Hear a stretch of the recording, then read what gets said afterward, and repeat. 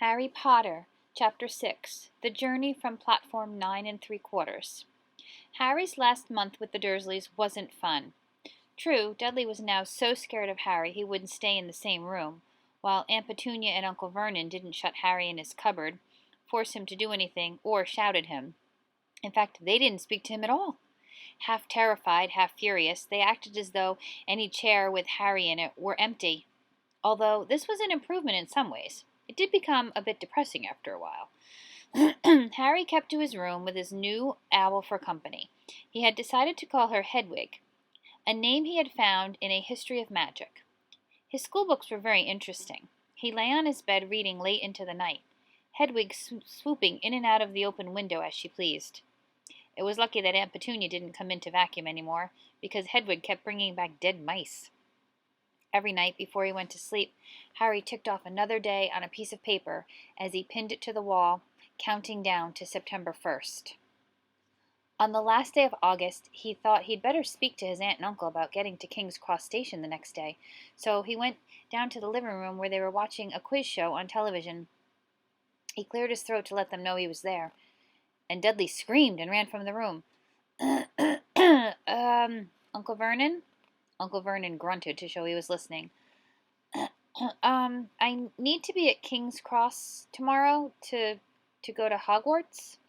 Uncle Vernon grunted again. Would it be all right if you gave me a lift? Grunt. Harry supposed that was a yes.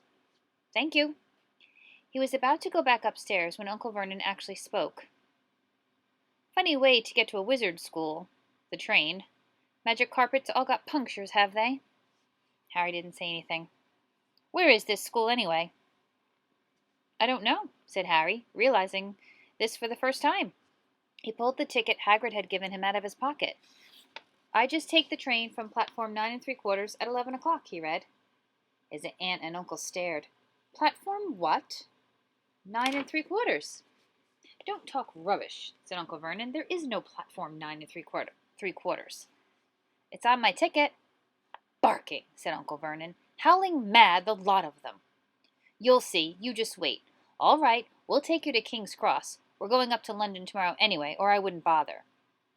Why are you going to London? Harry asked, trying to keep things friendly.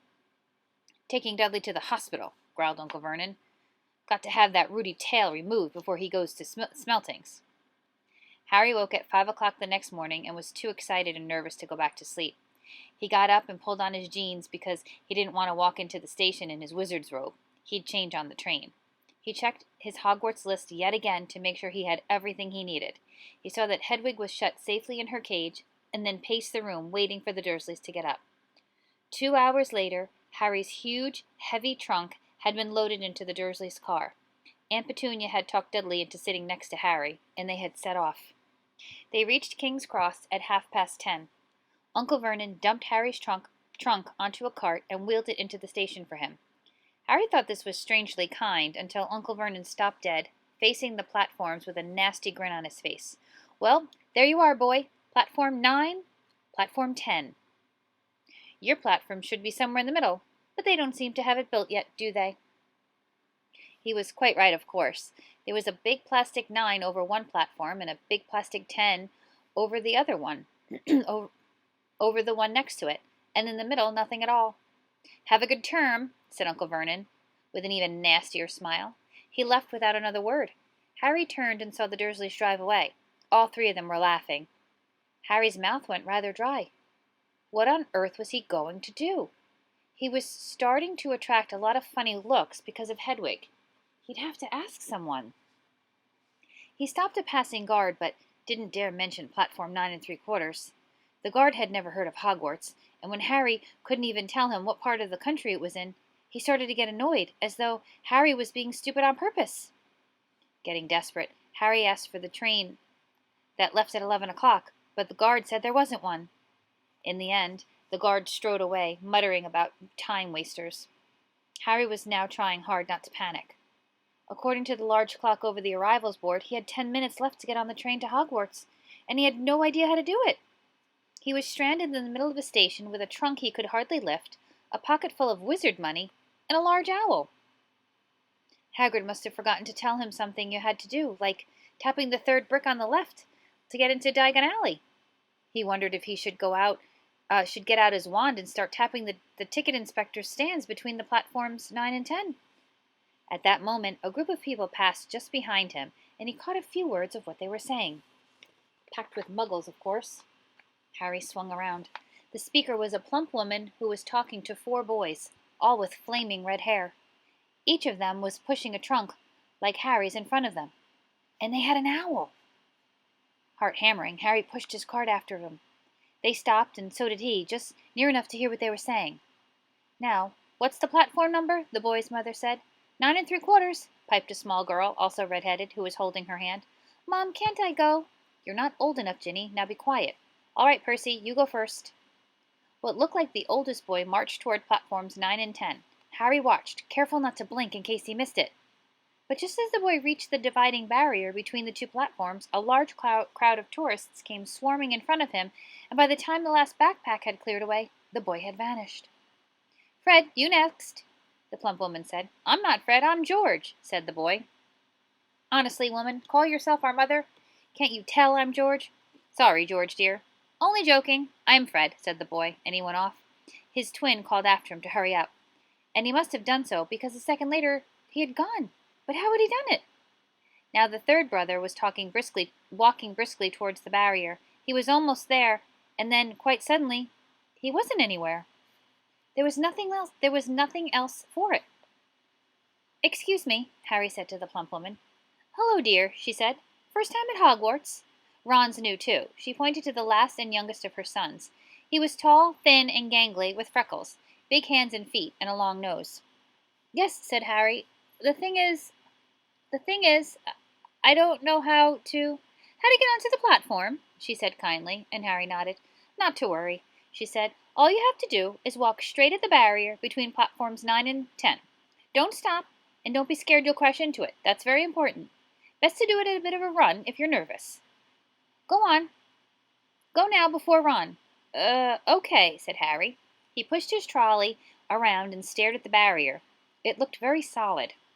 He started to walk toward it. People jostled him on their way to platforms 9 and 10. Harry walked more quickly. He was going to smash right into the barrier, and then to be in trouble.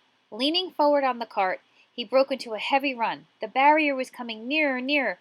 He wouldn't be able to stop. The cart was out of control. He was a foot away. He closed his eyes, ready for the crash. It didn't come. He kept on running. He opened his eyes.